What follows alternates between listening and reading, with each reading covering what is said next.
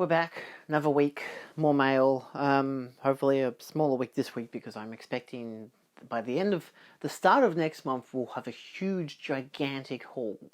I know that much for sure, and that's not even like an Amazon sale or JB Black Friday sale or anything like that, which I still expect to spend not too much, hopefully. I am going on a trip at the start of January, so I'm kind of spending my money on that, or saving my money for that, but we'll see how it goes.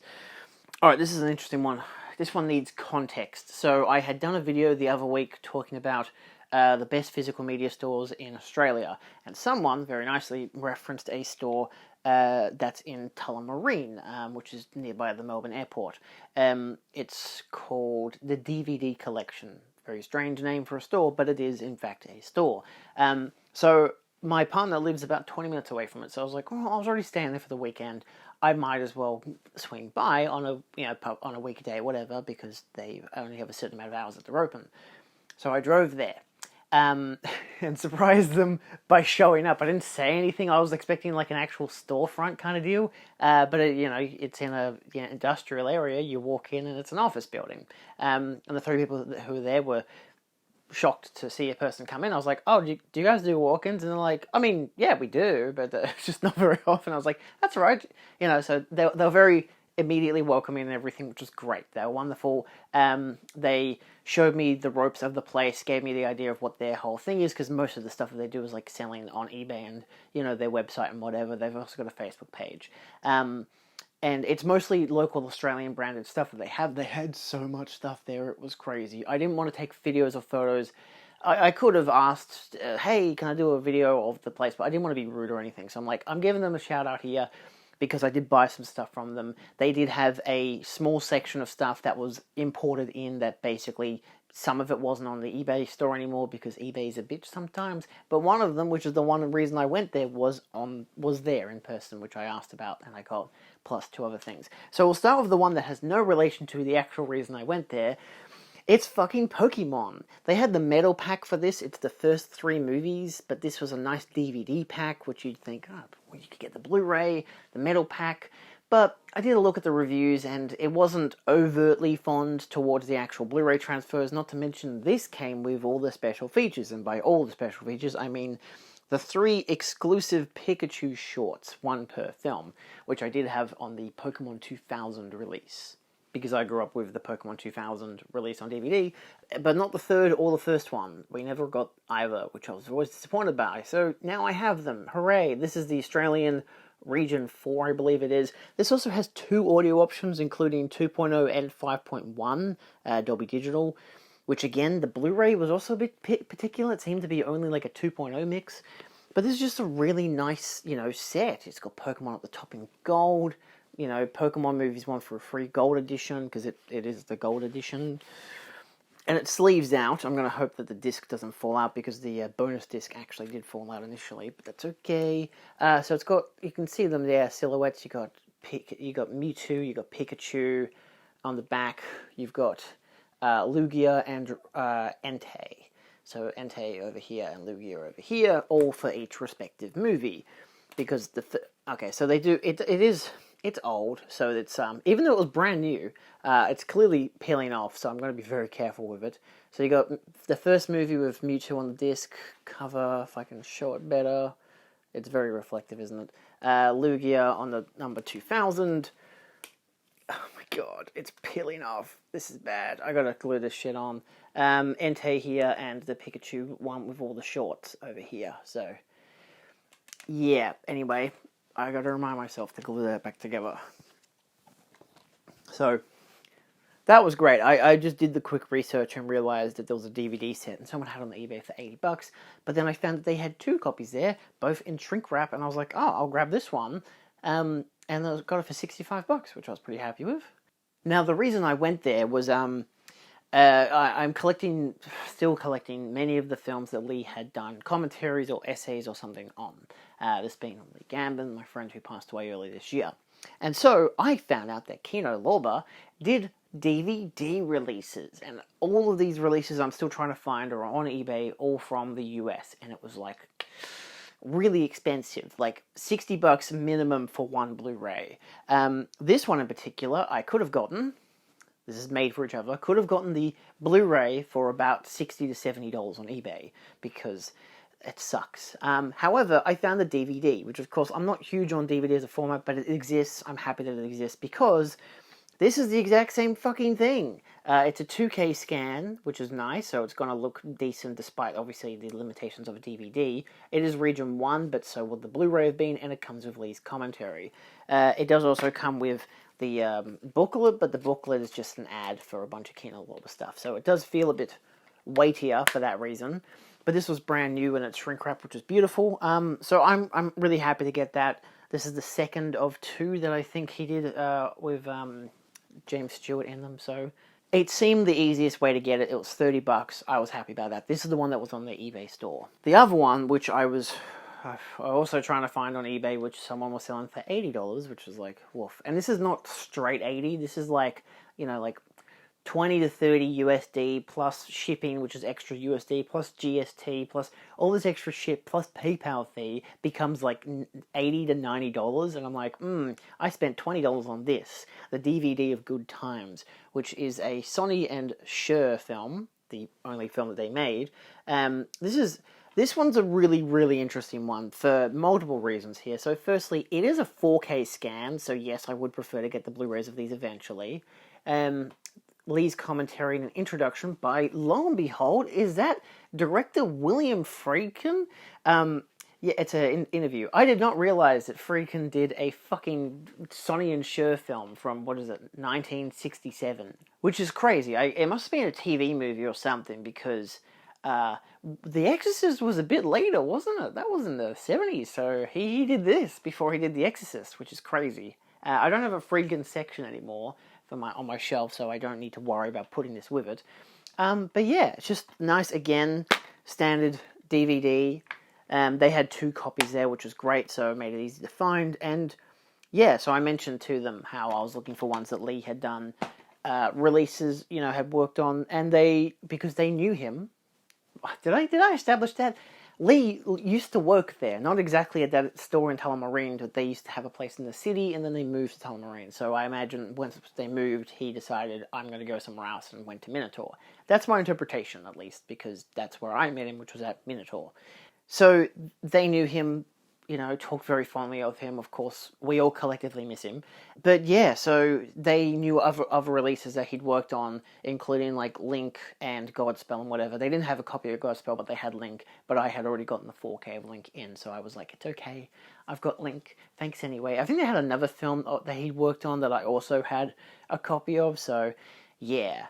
But no, that was really great. It was just great. It was like $115 to get these 3 releases. I'm really happy about that, especially the Pokemon one. That was just like an extra bonus one that I figured I'd grab because I didn't have them and they're not easy to get anymore. So I figured, yeah, sure, why not, But moving on, outside of them being wonderful, and I'll link them down below because they were great. So feel free to check out their eBay or Facebook page down below. From eBay, though, I did find this. This is Class of 1984. I know that there is a Scream Factory release, which I probably would have preferred to have gotten because I imagine it's a better transfer. I don't know. This does have a slew of special features.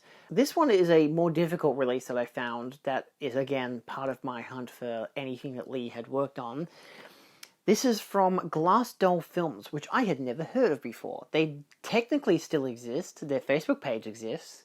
But they don't exist anymore. They stopped releasing movies, like Blu-rays, back in like 2018. But I found all the links on Facebook to find that Lee had worked on this release. And I found this. Someone was selling one for $45. They didn't have the booklet that he worked on. Someone was selling it for $60 and were not responding to my messages where I was asking, hey, do you have the booklet in yours? And they didn't respond to the messages. And I was just looking through it the other day, and lo and behold, scrolled down, and there was a brand new one. $20, $8 postage, and it had all the photos, including, open everything, and the fucking booklet. And this is what I wanted, because this is what Lee had worked on, which is an essay. It even says here, article by Lee Gambin, book designed by Matt at itsonlyashirt.com from 2016. And yeah, so it's The world belongs to me. Dystopia and leftover Hitler Youth in class of 1984. Man, that seems really topical. So yeah, it's a whole essay that he worked on, which is great. It has some images in it. It's nicely designed. Got some real punch and kick to it, for colours and everything. And then, of course, the second last page credits, Lee talking about what he'd worked on and everything. And, yeah, so that's just wonderful. Like, that's all I wanted. I didn't even care to get the film or anything else about it. But it also does come with, high-definition transfer from the Inner Positive, which might be the same as Scream Factory, I don't know. Audio commentary by a director and Anchor Bay's Perry Martin. So this could be an Anchor Bay transfer, which is debatably good in quality. The Girls Next Door interviews with Lisa Langlois, Patsy, and Erin Noble, aka Deaning. Blood and Blackboards, featuring an interview with Mark L. Lester and actor Mary Lynn Ross. History Repeats Itself, Mark Lester and composer Lalo Schifrin.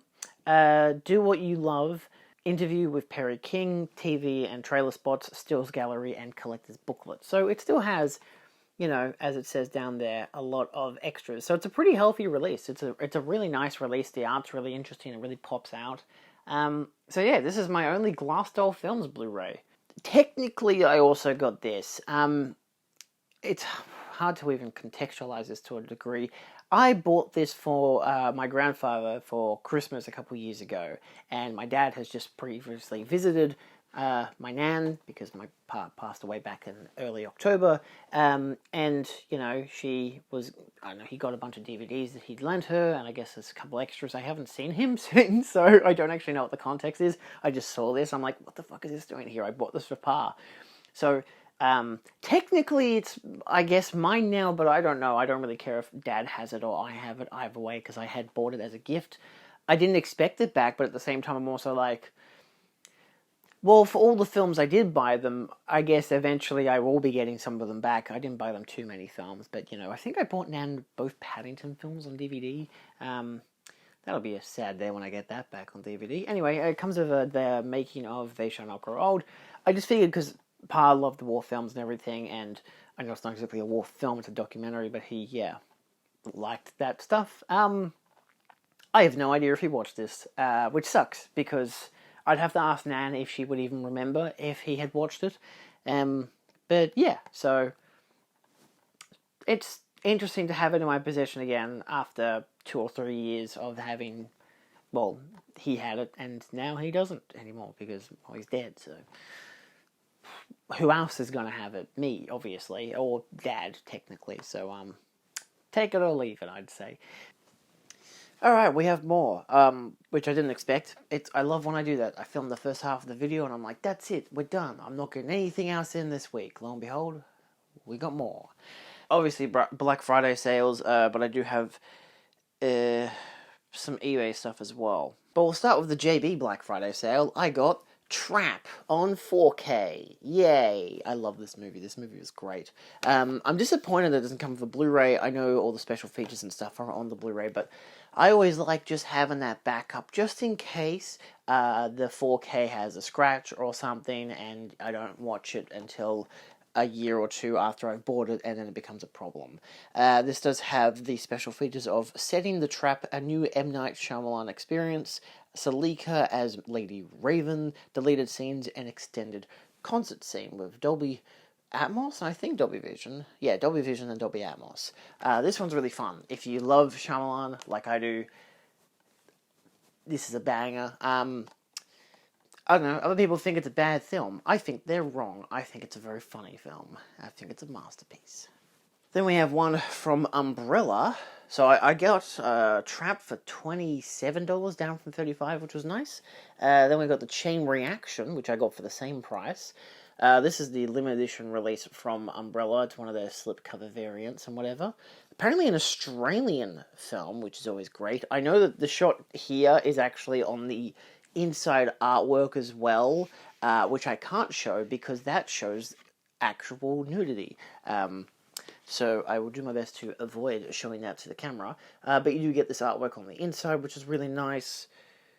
getting all these messages on my phone. It has a good slew of special features as well. It comes with like the CD for all the music, which is nice. Not really something I care a lot about, but again, if I watch the film, I'm like, man, this is a really good soundtrack or a good score or whatever. It just says original soundtrack, so I'd have to imagine it's like pop songs and stuff. Well, pop songs feels weird to say in a film like this, so I guess I'll find out when I find out. But it does say CD of the original soundtrack composed by Andrew Thomas Wilson. Okay, so it's a soundtrack, not it's a score. Extended interviews and a whole bunch of stuff. There's some making of featurettes, a lot of weird spacing between every single word here. There's a short film on it as well, deleted extended scenes, an original cut of the movie called The Man on the Edge of the Freeway, which I believe is 90 minutes long, whereas this, I think it's 91 minutes, this is 92 minutes long. And still posters, VHS trailer, and a Easter egg. Oh, I like chocolate. So it obviously comes with your classic Umbrella J card, which emphasizes all the same details, obviously, with the special features and the fact that it's limited edition as well. Always fun when I pick it up, and it's number 61 of 1500. This has been out for a while, so it was kind of amusing to see that. And you do get the inside artwork, of course, and the 2 discs, which do have 2 different pieces of artwork, this being the CD here, and below that artwork is where the nudity lies, so I will not be showcasing that. Just because I don't need to. Don't need YouTube not liking me. They wouldn't know. They would never know. But, you know, they could know. And that's the could that I don't want to should. Anyway, probably the most controversial pick, Bumblebee plus Transformers 5 movie set. I'm not a big Transformers person, gotta be honest. I have seen, I think the first 3, it actually has it in backwards order on the back cover, which I very much dislike. It's like newest down to oldest. So I've seen Transformers Dark of the Fallen? No, that's the wrong side. Transformers Revenge of the Fallen and Dark of the Moon, because I was a child when they came out. It was crazy. We didn't see Transformers till we got it on DVD, and it came out in 2007. Peak time for me to have seen it, and we never went to the cinemas to see it. It's like it looked cool, but we just never went to the movies to see it. So we got it on DVD, and I was like, wow, this movie's so cool. We should watch the rest of them in theaters. We never did. I've never seen a single... The only Transformers film I've seen in the cinemas is Bumblebee. And I liked Bumblebee. That's the only reason I wanted to get this set. It was $52.49, down from $75. It's a JB exclusive. It doesn't obviously come with the newest 2, the Transformers 1 or Beast Wars, which I'm disappointed that doesn't have Beast Wars. I know there's a US set that recently came out which has Beast Wars. I don't know if we're getting that in Australia. I don't really care. It just doesn't interest me. Like, again, it was just an easy, cheap way to get this, and I only got the set just because of how cheap it was. These were all 30% off, so I'm like, yeah, you know what? It comes in a cardboard case, so it's the same stuff on the inside.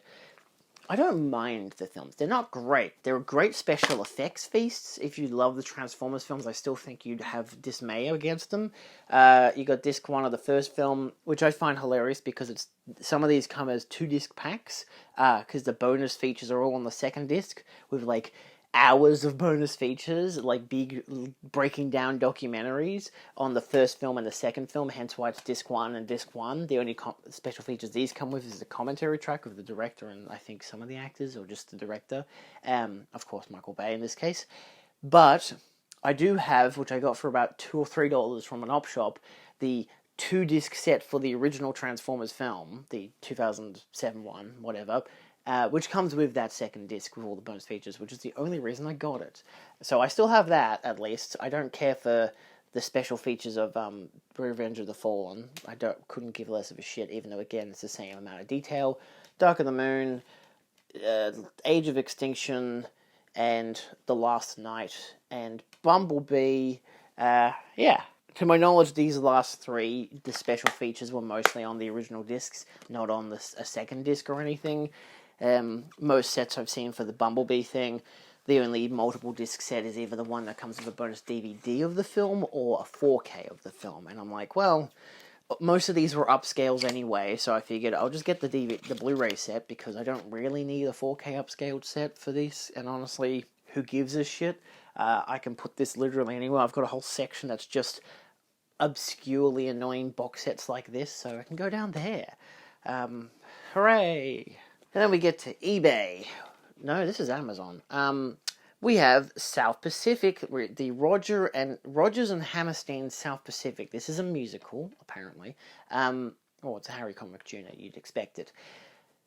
This was a surprise when I showed it to my dad yesterday, because he was like, what the fuck is that? Like, he'd obviously heard of South Pacific. He didn't realize they'd remade it in 2001 as a 135-minute long...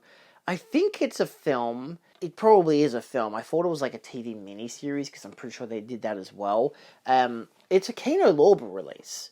It's another one of those Kino Lorber releases like I showed at the start of the video with Good Times and whatever, that of course Lee did the commentary for, as you can see in the special features there. So yeah, it's Region 1, was that 133 to 1? Yeah, so it's in 4:3. With... Lee's commentary. Lee Gambin interviews actress Eileen Graff, audio. Those two, if you try to look this up, it doesn't actually list it. It was only because I found it on Amazon for $30 and it said that stuff.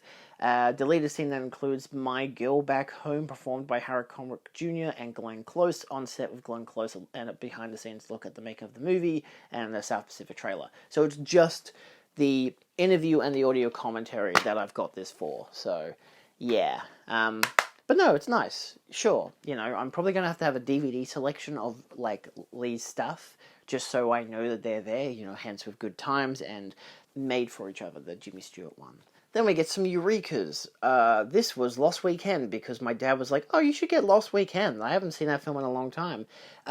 I got this because I've been doing noirs this month very badly. I have only done like 3 or 4, which is bad. I meant to be doing like 13 because I was not going to do 31 noirs in November. Are you kidding me? And I watched Double Indemnity. I watched the making of, and they were talking about this film and basically how Billy Wilder's experiences co-writing that film of Double Indemnity made him make this. So it's got a whole booklet to it, which is really nice, with a couple of essays there. This was a second-hand one I got from eBay, so I'm still yet to check that this actually works. But it does come with, outside of a new high-definition master and a new introduction by director Alex Cox, you get the 3-part 1992 program, Billy, How Did You Do It?, which is a whole... I think it's like either it's 90 minutes in total, or it's...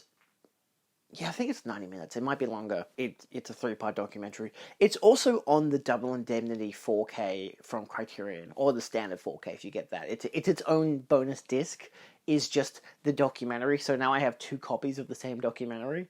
But this is all on 1 disc instead of 2.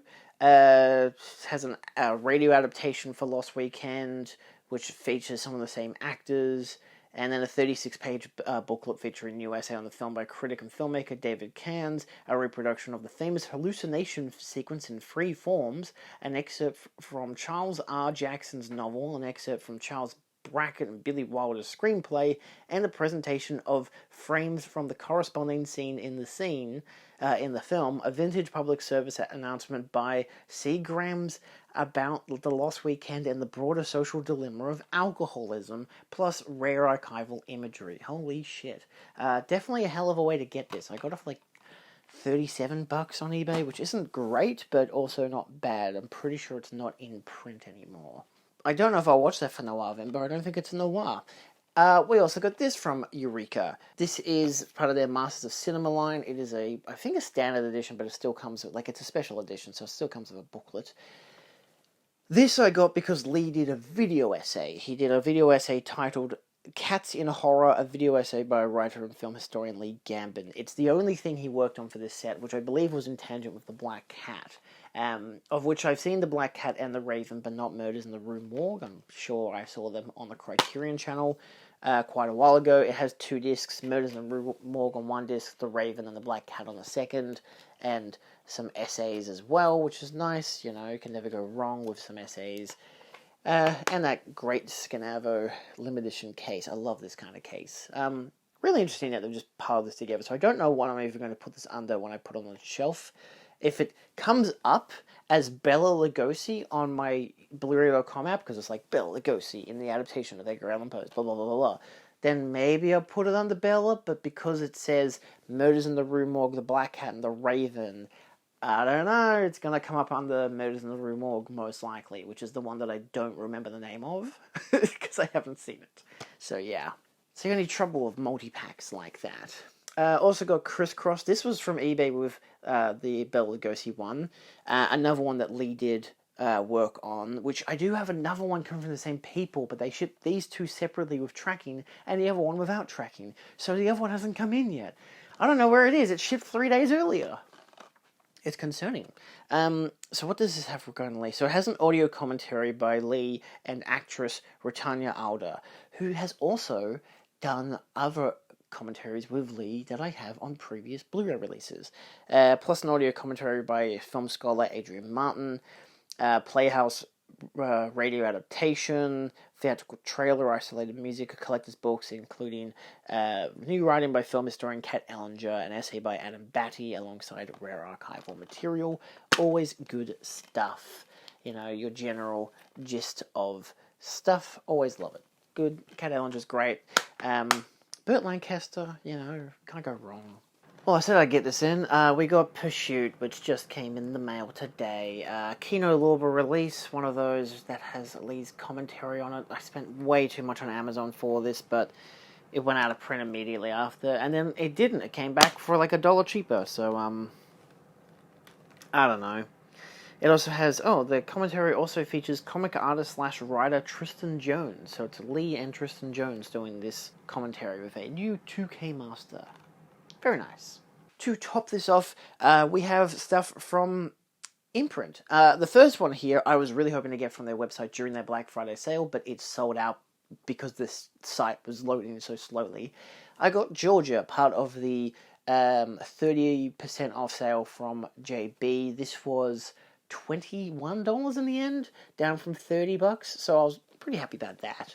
I think it was down to like $10 to $15 on the Imprint website, so I really could have saved an extra $10, but unfortunately it's sold out. It was the only one I really wanted to get from their website, which sucks. I did still get other things, but mostly because it was just cheaper to get other things.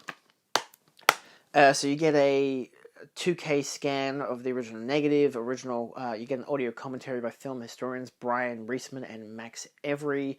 The flip side of the static, interview by actor John Doe, and archival interviews with the with 3 actors and the writer Barbara Turner. So not bad, you know. Interesting. The heyday of Jennifer Jason Leigh. I just seen that Hudsucker Proxy, and I was like, man, Jennifer Jason Leigh is great. I'd love to see her in more 90s films. So this one, I really want to see her in. I think there was another one that she was in, but I didn't get that in the end. There was definitely another one that she was in, but I can't remember what it was called. It was like a period piece one, I can't remember. I think that also sold out. So this was from the Imprint site. I got this for $10. I've been wanting to get this for like 2 years now. I don't even know why it's up on YouTube for free. It doesn't even really interest me in terms of premise or anything. I gotta be honest, it's just the artwork. Wow, my male gaze really kicks in there, doesn't it? Wow, woman in scantily clad clothing. I gotta buy this. It was $10. I don't know. I figured it might be interesting. I've heard some bad things. I've heard some good things. I don't really give a shit.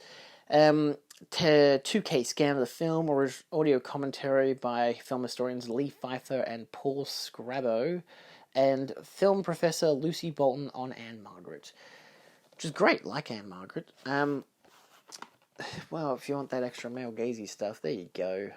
Don't worry, I know most of, if not all of my audience is male, that's fine.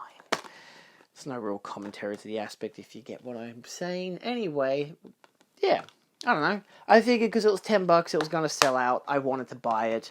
I didn't want to have to wait for another sale at JB to get it for the same price that I got Georgia. So, yeah, $10 is better than... we also got the Skeleton Key. This one, I've had the DVD for a long time because my I watched it when I was growing up. What was this? Is 2005. So my parents have had the DVD since like 2006, 2007. It was one that I was like surprised that Imprint was doing, because I would have thought this would be, I don't know, a bit more big budget. But I guess, just because it's got Kate Hudson in it, I associate it more with that kind of stuff. This is one of the first like gothic horror films I'd really ever seen growing up. And I really like it. It's a very interesting film. If you haven't seen it, it's quite nice. It's one of those plays into the early to mid 2000s, where you got to have a twist kind of movie, And it's very nice, but it also has a great atmosphere. It has really interesting characters. It's got a creepy atmosphere. But the, good cast as well. Kate Hudson's good. John Hurt is great in it. I haven't seen it since I was younger, and I still remember quite a lot of it, so I figured I'd pick this up because despite it being a 1080p whatever, which I believe is just from the old scan, so it's not anything particularly new, but it's at least a bit better than the DVD. Audio commentary of the director, audio commentary of film critic Alexander Helen Nicholas, a great thing to add to any release. Unlocking the Key, interview with author Dr. Mikhail J. Coven from 2023. A Swamp Full of Corpses, the symbolic Southern Gothic of the Skeleton Key, video essay by film scholar Kelly Robinson. It would have been great if my old tutor, Kaz, would have been able to do that, because she loves the Southern Gothic. She wrote a whole book on it, so it would have been great if she had have contributed as well, but, it is what it is. Deleted scenes, which are from the original DVD, and then 10 featurettes, which, as you can see there, is a chunky amount of featurettes, all from the original DVD release. So, not too bad, because it's just a bunch of making of, talking about this and that, the characters, all that kind of stuff. So, yeah, as an overall, good release. Wow, what happened to my image there? It went all green or whatever the fuck. Yeah, that's right, I got one more. Well, let's just show that off. That's weird. Oh, that's a different... Oh, no. Oh, no. Okay, so Skeleton Key was $20. The next one was $35, that I'm about to show here. I do have another... I put in a second order from Imprint, so I have another order coming in from them, which has not shipped yet, so they're clearly, taking their time on it, which is fine. I'm in no rush. Interesting that they didn't ship it all at once, but at the same time, it doesn't matter. I got this one, The Eagle Has Landed, because it was $35 down from $70, which I figured, you know what?